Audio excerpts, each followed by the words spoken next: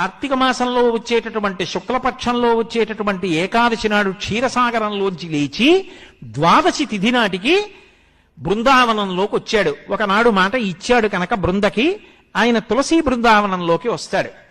అందుకే ఆ రోజున ఆరాధన, విష్ణు సహస్రనామ స్తోత్ర పారాయణం, దీపాలు పెట్టడం అన్నీ కూడా క్షీరాబ్ది ద్వాదశి అని ఆ తులసి చెట్టు దగ్గర చేస్తారు.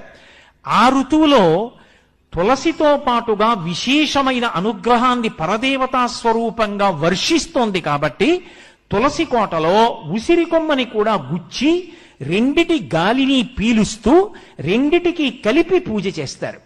కాబట్టి క్షీరాబ్ది ద్వాదశి, ద్వాదశి దీపాలని ప్రత్యేకంగా